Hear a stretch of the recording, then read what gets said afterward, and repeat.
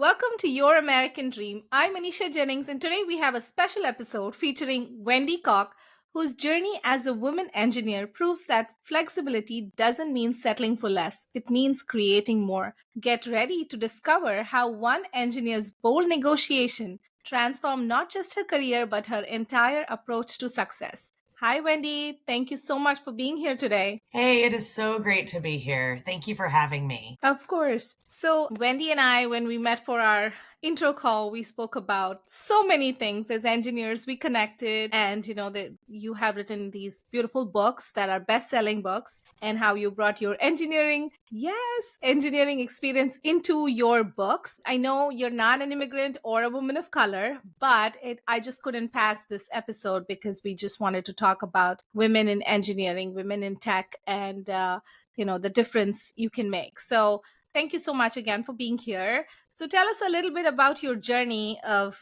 how you started in engineering. You've been a chemical engineer for over 20 years, and then how your journey shaped from there. Yeah, so I grew up in the time that my husband or my children and my husband, they tease me and they call it the 1900s. Now he's older than I am, so he's, from the early 1900s, just by a couple of years, but just to be able to tease back.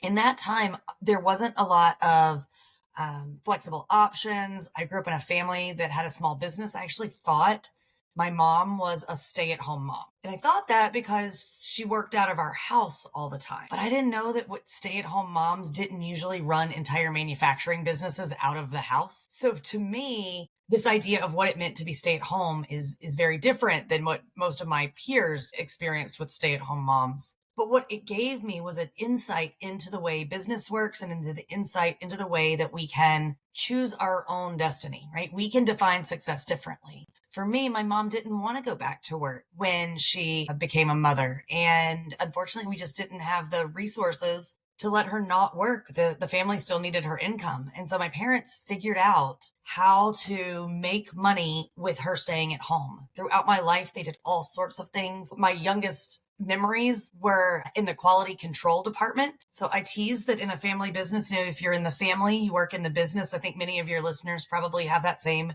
experience. And my parents sold branded dry cleaning bags. Those are the ones that the dry cleaners, still today, my dry cleaner here in Metro Atlanta does this. They give you a bag and it has their logo on it in hopes that you will be so embarrassed to take it somewhere else that you will come to their dry cleaner, right? So my parents, my mom would make these dry cleaner calls while I was napping or while I was at a play date. And then when she needed to go to the customers, to the dry cleaners, she would have her meetings with them to pitch that she would sell these to them. And she would put me in a chair in the front of the dry cleaner with a crayon and a coloring book. And I remember her telling people, they'd say, she's like, no, she'll sit there. Don't you worry. She'll sit there. Right? So I was in sales there. And then my job at home was when a new batch of bags would come in, a shipment. My dad would put me in the bag and shake me up and down in the bag. And if the bag busted, he would send it back and say, I'm sorry, poor quality. I know, right? But it was a fun game in the house. Eventually I got too big and too heavy to be put into the bags, but then I found other jobs. He also sold fabric that went into the machines that clean the bowling alleys. So there used to be, and I don't know if there still are, I haven't spent enough time in my adult life inside of the bowling alleys to know if a machine goes up and down and cleans, but it used to have this giant 16-foot towel inside of it, which we had enough room in our living room that if at night we would push all the furniture against the walls and we would lay out the roll of fabric and roll it down the living room, cut it, roll it back, roll it down the living room, cut it, roll it back. And while I was at school, my mom would sew those in the shed behind our house. These are the types of experiences that I had as a young child, but I didn't understand that that's not how all businesses worked. I didn't have that experience of a Fortune 500 or a Fortune 100 experience. And yet that's what I ended up doing. In my chemical engineering job, I dumped right into a Fortune 100 company and learning how that machine works. I didn't realize that everybody around me wasn't asking the same sort of business questions I was asking. I was asking about trade-offs. I was asking about resources. I was asking about decision points and how the company was going to make money on the types of projects I was working on as a 23-year-old right out of school engineer. And that's what is really interesting to me about careers is, we put that ladder on our books. Well, not mine. Mine has an airplane. But most of the books have that ladder on it. And that ladder gives us this false narrative that there is one path, that there's one way to move. When in reality, we can control so many different things because each of us wants something different from our professional lives. Whether it's we just need the additional money, like my mom, whether it's we want to become the CEO of something big, all of those answers are correct. And that's why I do what I do.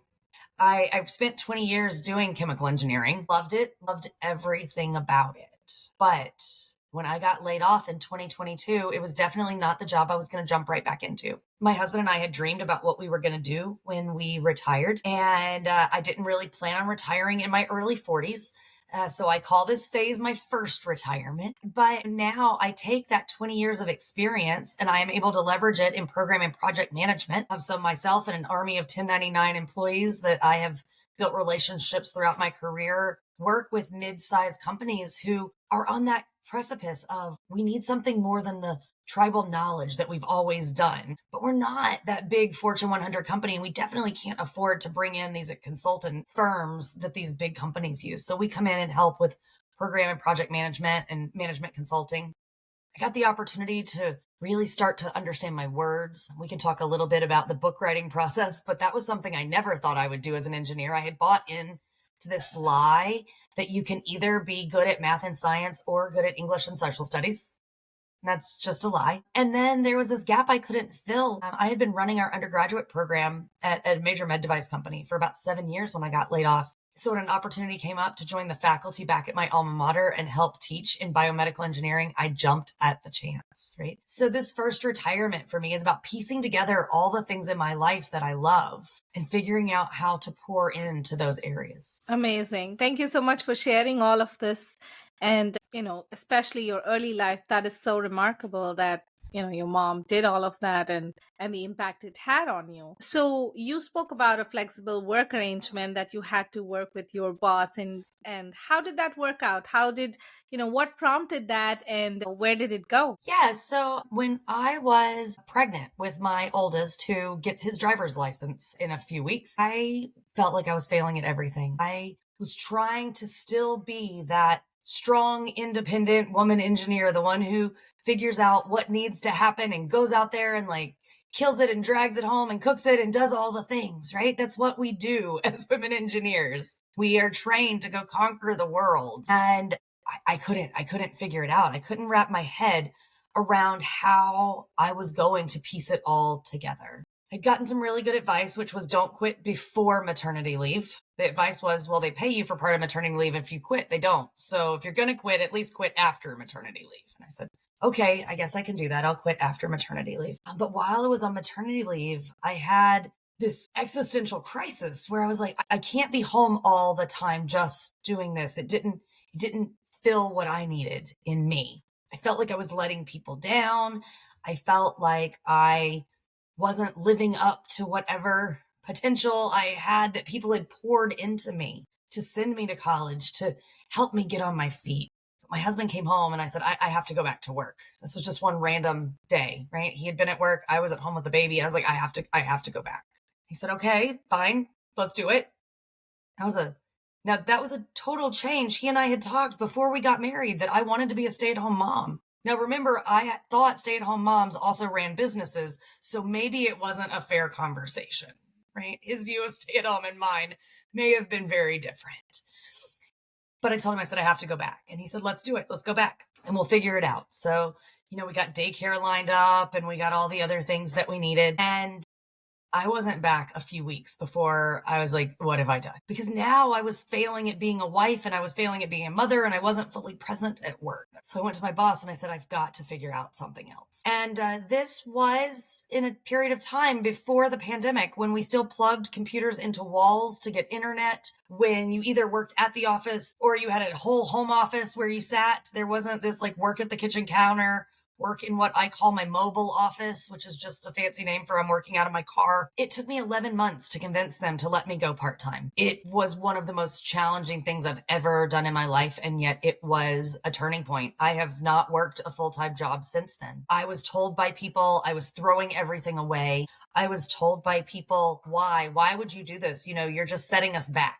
This burden of you're a female engineer and you have succeeded. Now, why would you undo that? But what they didn't understand is that they didn't live in my house and they definitely didn't live in my head. And I couldn't do it that way. So when I finally got that part-time job, I poured everything into being able to be successful at part-time. At first, I hid it because I was so scared someone was going to take it away from me. I was one of 3 people in an entire Fortune 100 company that I knew. But then after a few years, I got a call from the head of HR. She wanted to talk about my flexible work arrangement. That was it. I was done. That was it, right? My heart dropped. It was the moment I had been fearing since they said yes. I walked into her office and I was so upset. I was like, oh, what am I going to do? How am I going to keep this? And she didn't say, your part-time's over. She said, I've never had somebody succeed this long on a part-time schedule. Either they aren't actually working part-time, so we end up putting them back on a full-time schedule, or they're not able to get their work done that we need done, and either they leave the organization or they go back on a full-time schedule. And she said, you've been doing this for years. At that point, I'd been doing it for 5 or 6 years. And she said, so I just wanted to meet you and figure out why. How is it working? What are you doing? How are you getting promoted? How are you doing these things? And she told me at that moment, she said, now you have an obligation because I'm not taking it away from you because clearly you don't need it taken away from you. She said, but you've got to be an example to others for how this can work. She said, you're now obligated to make sure everyone knows that you're on a part-time schedule so that they understand that as a company, we can do this. Right? We can make it work. Fast forward to the pandemic and when everybody scattered and went home and now work and life were no longer able to be separated. Yes. I spent as much time on the phone with my colleagues and my former colleagues, helping them figure out how to make flexible work for them as I did on my actual paying job. So in 2022, when I got laid off, I started talking to a book coach to say, how can I write it down? How can I get it to more people? And that's where making flex work came from. It came from all those years of working part-time in a technical world, taking those engineering principles and putting them on me as the machine. Amazing. Yeah. Kudos to you. Kudos to you. And this is such an amazing journey. I know I was blown away when I heard your story the first time, and that still stands. I'm still blown away by, how you've navigated your life and how you're making things work. So when you started with making flex work, I know you, like you just mentioned, you wanted to put all of the things that you learned together in it. So tell us a little bit about your book and what would be like a takeaway from your book. Absolutely. So making flex work is about doing the right work from the right place at the right time so that you can be successful in all the areas of your life. So what we want to do, and it sounds cold, and I don't want your listeners to think it sounds cold, but I want you to think of yourself as the machine. The department is called Human Resources for a reason, because we're the resource that's being managed. My engineering skills helped me to optimize manufacturing equipment, helped me to optimize business processes. All I'm using is that on myself or on the reader. So I have a very simple 4-step system called the evaluation method, E, V, A, and L. E is every hour counts. If you're an engineer, this is like a time study, right? It's a current state analysis. If you are not and you say, oh, that sounds terrifying to me, that's okay. I just want you to journal your time. Anybody can journal their time. So for a week, I ask the reader to log what they are doing when they are doing it. And with that, I want them to say, how did I feel when I was doing it? Did I feel rushed? Did I feel excited? Did I feel panicked? Did I feel like I was accomplishing or not accomplishing my goals? Now, once we have 7 days of this, we have data we can analyze. So my engineering brain says, okay, now we start to analyze that data. The V is valuing optimized work. That's the second step. So once you have this data, I want you to look at the work that is either taking you longer than you think it should, or the work that when you look around, people seem to do it faster than you do, or the work that you dread and you put off because you know that you don't really know how to do it. And then you use that to say, how do I improve in that area? Is it work I should even be doing, or should I offload that to someone else who it is their skills? Is there a class I need to take? Or do I simply need to go ask one of my peers, how do you do this? Can you teach me? I led individuals in teams for years, and I will tell you that in big companies, the boss has to put together development plans every year for their team. If I had a team member come and say, I've looked at my time over the last week and I really need to go learn how to do this particular task, can we put that in my objectives? The answer would have been yes. And I would have figured out how to get the money, because it wasn't me guessing what that employee needed. That was that employee coming saying, I know what I need. What a very different conversation. So we have Absolutely. EV. The third is A. It's assessing the expectations. Often when we look at people who are burnt out, it is not the work that is burning them out. It is the everything else that is on their plate. It is things that they used to do and maybe shouldn't do anymore because they've moved past it, and yet nobody else has taken it because they're just so good at it. It's the work that somebody left the organization and you were going to do it temporarily, but now they've backfilled that person and they forgot that that's not your job, so it never got taken off your plate. Or it's things that the organization has just always done, and maybe they're not bringing you or the organization any value anymore. Getting those things off your plate can often help with burnout in a way that you don't need to trade money and benefits to go on a part-time schedule. The last step is L, leveraging small changes. Whatever situation you are in today, you did not get there overnight. It took you a period of time, months, maybe years, to develop the rhythm that you are in and what you are currently being paid to do. So ripping it off like a Band-Aid and just saying, I'm not doing it, that's not going to be good for your career. When a few years ago, people were talking about quiet quitting, and it used to drive me crazy because that is not an adult behavior. Having a conversation with someone about what you are doing, why you are doing it, and if you need to continue doing it, that's what adults do. That's the kind of negotiation that we want to have. So E, V, A, and L, anybody can do these pieces. On my website, makingflexwork.com, all of this is available for free. If you want to read more, of course you can get the book. But if you just want the resources, I've got the time journals. I've got even a template for you to go talk to your leader about what it is that you need and why you need it. All that is available for download. Amazing. Thank you so much for sharing that. This is amazing because I know for sure I have tried this in the past with logging my time, and sometimes tasks feel like they're taking longer than they should, or sometimes you think it's going to take so long, but then you set a timer and you're done like in 15 minutes that you thought might take you 30 minutes. So that's a great concept, and thank you for, putting it all together. So how do you implement this now? When you spoke about the book, it seemed like it's more for if you're in a corporate setting. How would you incorporate it for entrepreneurs who are doing their own business, who are running everything by themselves, and who say don't have the resources to hire or make those investments initially, and they're doing it all? How can they apply this to their business? That's an excellent question. As an entrepreneur, I understand what it means to have to do it all yourself. I had no skills in web design prior to my layoff in 2022. I just had to learn it. But these skills are something that you can apply anywhere. And I think it's actually more important for entrepreneurs because the list of things that we can do when we run our own business is much longer than the things we should be doing. And by logging our time, it will help us understand what it is that we are doing so we can make choices about it.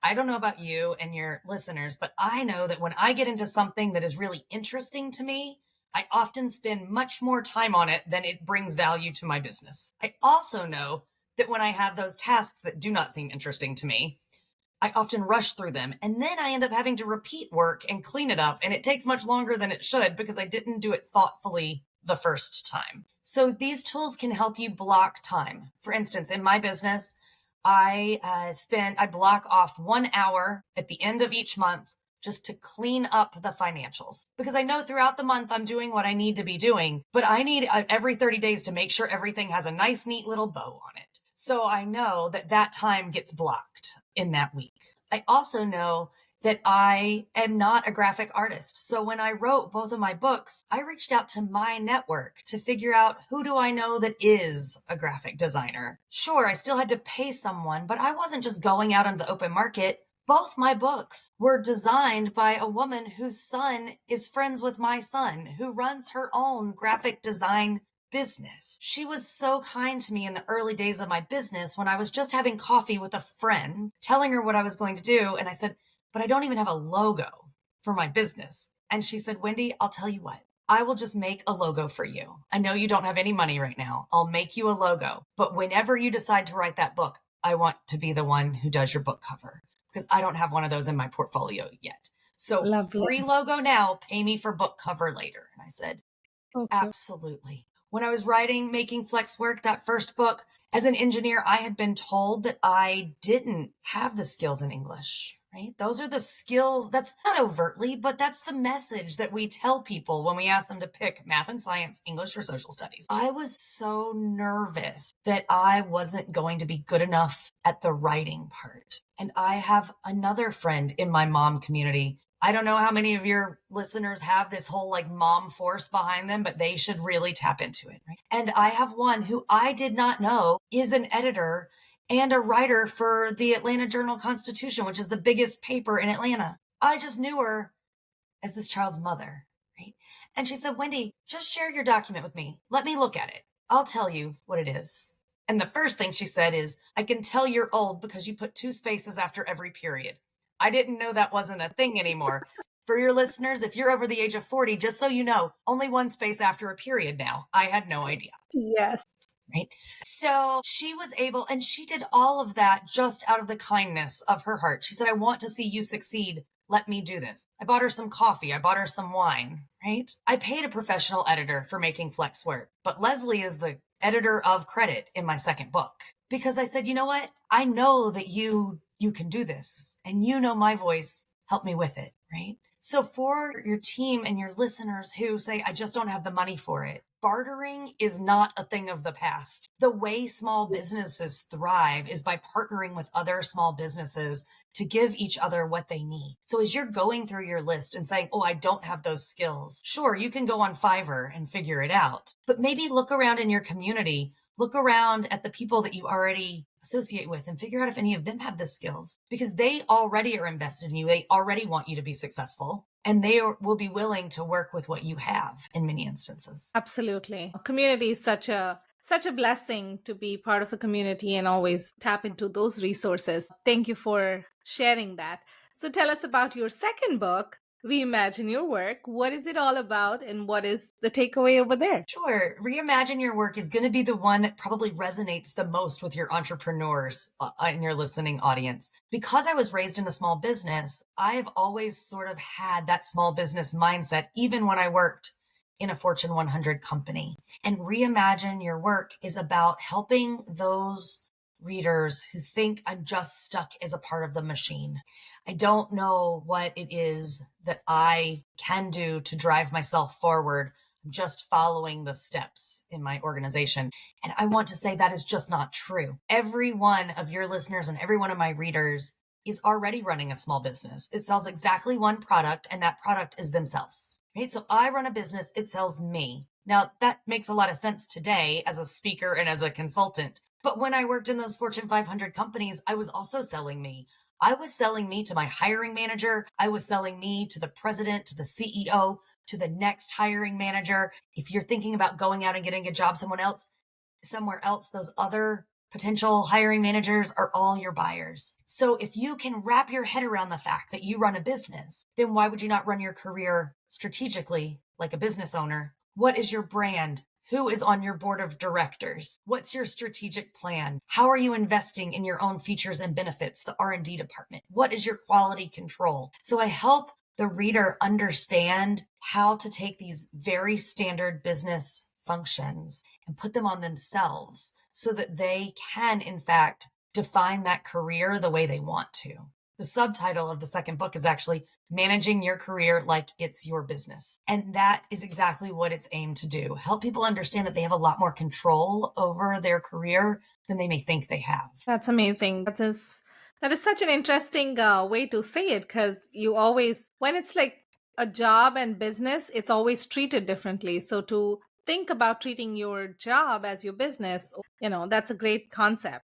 So when you were navigating all this, between work and life, like you mentioned, people were telling you, okay, why are you throwing this away? And how did you navigate all those feelings? And how did what did it feel like in that moment when you were getting all this advice from different people? And what kept you going? There was a lot of self doubt, but I am very, very blessed to have a husband that supports me to the ends of the earth. When I wanted to go part time, he was the first one to say yes. When I got laid off, he was the first one right there with a hug saying, we're going to figure this out. When I thought I was going to jump right back into a job because I was in my 40s and that's just not when you retire, he was the one that said, no, no, no. You don't want to retire like fish and lay at the beach. You want to retire like speak, train, and consult. Just do that now. We'll figure it out. He is, in fact, my biggest cheerleader, and I couldn't do any of this without him. Yes, indeed. Family is so important, and having that support is just, it's tremendous. So, what unique challenges do you feel women face in engineering and tech? Well, I think today we have so many options available to us that it may actually be one of our challenges. There are so many things pulling at us from a success standpoint. Because we do have flexibility, then the expectation is maybe that we leverage all of that in order to do all these other things. Where in the earlier part of my career, maybe there was guilt around the choice we were making. Today, we tell women you don't have to make a choice, but every moment is a choice. And now we're having to make those choices minute by minute instead of day by day. So from a challenge standpoint, making sure we understand our individual true north, why we are doing what we are doing, whether that's in our personal or our professional life, and understanding how to put those pieces together. I think it's more complicated today than it's ever been. Because sure, I have a phone that has all of my work in it. So I can do my work from anywhere in a way that when I started my flexible journey, that wasn't the case. But it also means that work follows me everywhere. When my children were still in the daycare, I created a system because I still wanted to work out where I ran in the afternoons from the daycare. Like my starting point of the run was the daycare. I would finish my work day and I had about a 30-minute drive between my office and the daycare. And in Atlanta traffic, that might be 30 minutes or it might be an hour. And so if I worked out at my office, which was the natural place to work out, we had a gym. Most people think you finish work, you just kind of go to that locker room and you work out. You finish and you drive to the daycare, you pick up your children and you do your life. But for me, I found I was always cutting my workout short because the stress of not knowing what the traffic was going to be and the fear of being late. So I one day just decided to try. I left work with my gym bag and I drove to the daycare. And I walked in and the daycare worker said, oh, don't forget to, sign your child out. And I said, oh, no, I'm actually going to go for a run. I just need to use the restroom to change clothes. And they sort of looked at me and they're like, okay. So I changed, I put my stuff back in my gym bag and I said, I'll be back in 30 to 45 minutes. But at that moment, I was now in control of my run because I was already where I needed to be. So I could get 10, 20% more workout in because I had done that. Fast forward today, I can go for a run and my boss can call me. Now I have to decide on my run, am I answering the phone? Or am I not answering the phone? Am I stopping my run? Or am I going to talk to you while I'm running? Can I talk to you while I'm out of breath? Can you hear me through my earbud? We have lost the ability to turn off in a way that we may have had decisions that were making us, do things, but at least once we made that decision, we were stuck with it.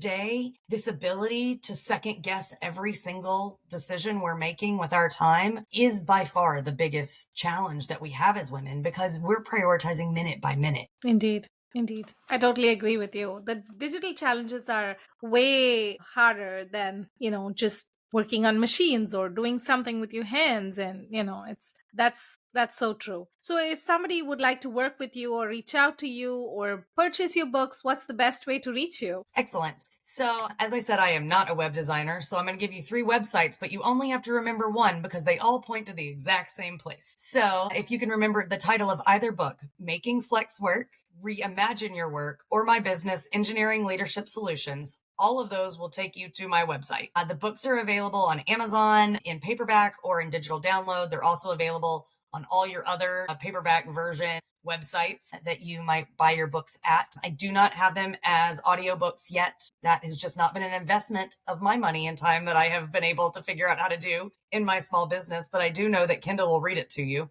not in my voice, but it'll do that if you need that. And I'm super active on LinkedIn. So if you want to connect on LinkedIn, I would love that. Send me a message there, or off my website, there's a way to email me as well. Awesome. So I will have all this in the show notes so people can just click there and purchase the book. I encourage all of you to purchase the book. So before we wrap up, what would you tell a young woman considering a career in engineering? First of all, I would say do it. I do this. I say that to all of my students. There is no reason that you can't do everything you want to do once you get that engineering degree. I tell them that that engineering degree is their ticket in the door. And then what they do with that is up to them afterwards. Getting that degree gives them something that no one can ever take away from them, which is that credibility and the ability to learn. Once they get there, if they decide that they want to go be an author, go be an author. If they decide they want to go to med school, go be a doctor. If they decide they want to be the CEO, go be the CEO. And if what they decide they want to do is stand in a lab and put earphones on and just do the lab work all day because it fills them up, then do that. Once you're in the door, there is no measuring stick of what success looks like. And success is going to look different at different points in their life. When you're 20, success looks very different than when you are 30. And when you are single, success looks very different than when you are married. And when you don't have children, it looks very different than when you do have children. So every single one of your life stages, success is going to look different, and it's okay for you to change what it is that you want to do and how you want to be successful in that moment. Very well said and so aptly put. So thank you so much again for being here and sharing your experience, your book, and the takeaways from your book. I truly appreciate it. It's been great. As we conclude our empowering conversation with Wendy, remember that success isn't about following someone else's blueprint. It's about creating your own. If you're ready to build a flexible foundation for your own business through a website that works as hard as you do, I'd love to help you determine the next steps. You can book a free strategy call or a website audit through the link in the show notes, or just visit JenningsTechCorner.com. This is Anisha Jennings reminding you that sometimes the most revolutionary thing you can do is define success on your own terms. Until next time.